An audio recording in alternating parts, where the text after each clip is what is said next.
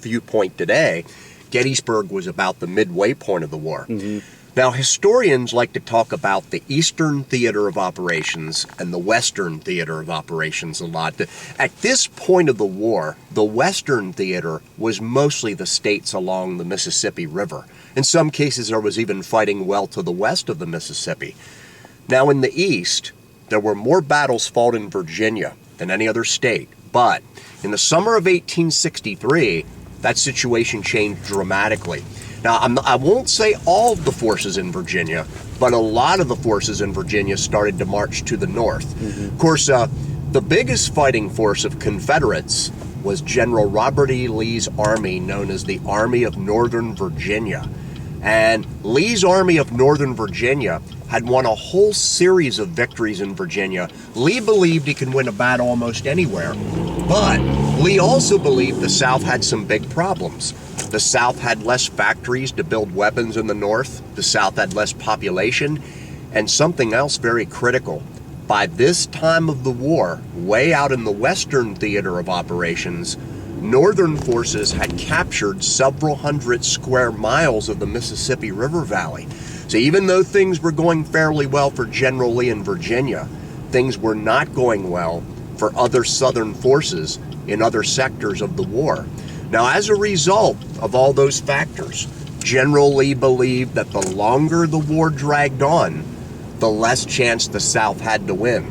He believed that he must take some chances to win the war before it went too long. So Lee decided on a bold move. He decided to invade the North. In the summer of 1863, Lee's army, about 75,000 troops, they would begin marching northward from Virginia. Now, there were a number of things Lee wants to accomplish by invading the North, but here's probably the biggest thing. The Southern generals believe if they could bring the pressure of the war into the North, they might be able to make the Northern people so sick of the war that the Northern population might sue for peace. So Lee literally wants to win the war at this point. If he can win a big battle in Pennsylvania, that might place a lot of political pressure on President Lincoln to work for a peace settlement with the South. You really could say the entire fate of the United States was at stake. Are we going to be two countries or one? Actually, if you look on the front, up to the left of that upper window, there's a round brown object in the bricks. Okay, yeah. That's an artillery shell. There are several buildings in the town that still have artillery shells embedded in the walls. Now, I have to be honest here, they're not always the original shell. Depending on the range it was fired from, often the original shell would go through the bricks, and sometimes the people would plug up the hole with a replacement shell. So some today are original, some are not. Right. Now, if the shell was at the very end of its range and really losing speed, sometimes they would embed themselves. Of course, at the time of the battle, would have been a couple hundred buildings struck by artillery rounds, some buildings struck multiple times. And actually in 1863, that was the home of the Sheeds family. Front near the traffic light, there's another low ridge stretching to the left and the right. That would be McPherson's Ridge. McPherson's Ridge is where the first real heavy fighting started on the morning of July 1st, 1863. And besides, in 1863, that barn was owned by a man named Edward McPherson, giving this ridge the name McPherson's Ridge. So that barn was right in the center of the fighting. The stone part is original. Right. Wow. Even though the wood has been redone, that's very much the way it looked at the time. It had wood in the sides then also. Days before the battle, Lee's army had spread out over a very wide region of south central Pennsylvania. By spreading out, at least initially, Lee could achieve another objective.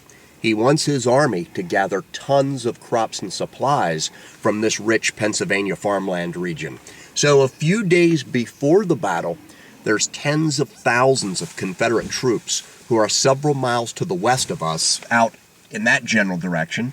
There's tens of thousands of other Confederate troops several miles to the east of here, and maybe most importantly, thousands of other Confederates have already marched north past Gettysburg by late June. But then in late June, Lee finds out some critical information. He finds out that the Union Army is catching up. Now, the Union Army also had to march from Virginia through Maryland to reach Pennsylvania.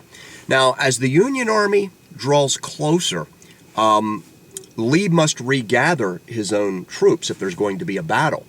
And he decides to regather his men around Gettysburg, and I'll show you why. Right now, and by the way, I made my map a mess. I drew battle line formations of more than one day of the battle on the same map. For the moment, try to ignore this part. That'd be the day 2 battle line formations. We are right about here on part of the first day's battlefield. Notice all these little gray roads stretching from the town, almost like the spokes on a wheel. In 1863, 10 different roads led to Gettysburg. That road system was the biggest reason the battle occurred in this area. The roads giving the generals a natural gathering area, and it made Gettysburg a vital road junction to hold for troop movements. So when Lee finds out that the Union Army's getting closer, he decides to regather his men using this road system. This leads to an odd situation because some of the Confederates had already marched north past Gettysburg. Now we have Confederates converging back to this area from the west and from the north, but the Union troops still in pursuit are still marching from the south. So it seems a little bit opposite of what you might expect. Right. Now, the generals figured a battle would soon be fought, but they didn't know exactly where. And I like to say they're jockeying for position to try to gain the best advantage. But to a large degree, it will be out of the hands of the commanding generals. Because on the morning of July 1st, 1863, the leading troops will make contact out in this area, and that will become the spark that sets off the battle. Then it spreads like wildfire as different units march in different roads at different times of the day. So the road system almost like a magnet for troop movement. Buford met General Hill's army advancing from the west. Now, in that sense, they're using the word army just as a generic term for a large body of soldiers, because technically it was part of General Hill's corps of Lee's army, or in part of General Henry Heath's division of Hill's corps. But anyway, you get the idea. A couple things of interest here. There used to be a house to the right of the McPherson's barn on the other side, but unfortunately the house burned down in a fire over 100 years ago. Now, the man on the statue on horseback on the left is Union General John Reynolds. He was the commander of the Union 1st Infantry Corps at that time. Now, Reynolds' 1st Infantry Corps had approximately 11 to 12,000 soldiers on the early morning of day 1. They'll have considerably less by the end of day 1. And of course, naturally, if you have 11 to 12,000 infantry and they're marching in columns along the roads, they'll be stretched out for miles. But the leading elements of Reynolds' 1st Corps began to reach the battlefield a little bit after 10 a.m. They were marching more or less from your right, from the south of this area. Now, the reason I think this is important is this. With the arrival of Union infantry, it changed the whole nature of the battle. Before 10 a.m., the casualties were still very light. Again, General Buford, with his dismounted cavalry, was not even trying to fight a pitched battle, mainly trying to stall the Confederates and buy time. But now, after 10 a.m., we have infantry fighting infantry, and the casualties mount rapidly at that point. And in fact, General John Reynolds himself was killed from illness and disease. Right. Diseases like typhoid, dysentery, measles, pneumonia, smallpox, they were major killers of Civil War soldiers. Now, in the Civil War, the overwhelming majority of combat troops were infantry, but both sides did have cavalry forces. Here we'll see some regimental monuments to a few of the cavalry regiments. Now, cavalry could fight mounted or dismounted. Remember that actually at the beginning of this battle, the great majority of Buford's cavalrymen actually fought dismounted. Often rode miles away from the main body of the army to locate enemy positions. And here's a classic example on this next monument on the right. I always like this one because under the horse's hooves it even says discovering the enemy. So this typical cavalryman scouting. We could say that the cavalry would screen the movements of the main body of our army, or we could say that the cavalry would form a moving protective barrier to try to prevent our main body against a surprise attack. But there's something a little bit odd to mention here. At the very beginning of the battle, some of the Union cavalry had arrived, but no Confederate cavalry was here at the beginning of the battle. Lee's Confederate cavalry was commanded by General Jeb Stuart, but at that particular time, General Jeb Stuart's Southern cavalry was on a detached expedition. They were still several miles away. So as Lee was regathering the main body of his infantry, at least in most areas, he did not have a moving cavalry screen riding several miles in advance, and that was critical.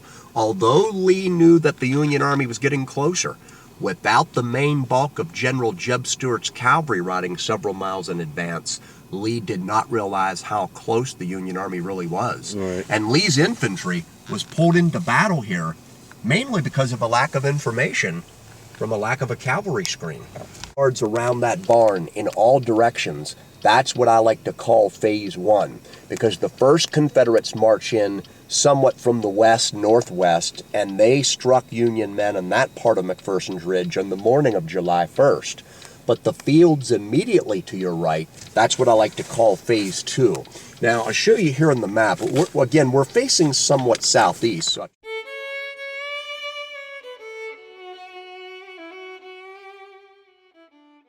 with the red barn, actually a good story here. At one point of the battle on day one, a few captured Confederates were placed near that farm site. Shortly after that, one of the Union soldiers in the area found out that his regiment had captured his own brother who was fighting for the other side. So a lot of brother against brother stories from the land. The farmers had to clear the rocks out of the ground. And sometimes they'd put these rock walls in their property lines to mark boundaries. Right. In many cases in the Civil War, soldiers would use farmers' rock walls for defensive positions and protective cover. So on the afternoon, July 1st, 1863, there were Union soldiers standing here shooting over top of the rocks to the right. But at the time of the battle, that stone wall was at least a foot, maybe 2 feet higher than it is today. Okay. You can see it's really tumbled down quite a bit. Right. So it would have offered much better protection for the Union soldiers back then than it would today. And this would be what I like to call the phase two area. Now, July 1st, 1863 was a very unique day in the Civil War. It's one of the few days in the war when Confederates outnumbered Union men. Lee's army was arriving more quickly with more strength, even though it was not a pre-planned battle by Lee. He was just regrouping in case a battle occurred. Well, the Confederates kept making intense attacks in all the areas we've seen, to the west of town, up here to the north of town. The Union lines in blue were under overwhelming pressure by mid-afternoon. At about 3 to 3:30 p.m., the Union lines in blue began to collapse, and these Union forces are forced to retreat back through the streets of Gettysburg. Okay. But after they retreat through the town, then the Union men would rally and regroup their battle lines on the hills and ridges to the south of town. Now, to give you a little better perspective on that, you notice down to the front right, there's a brown bell tower of the Gettysburg College.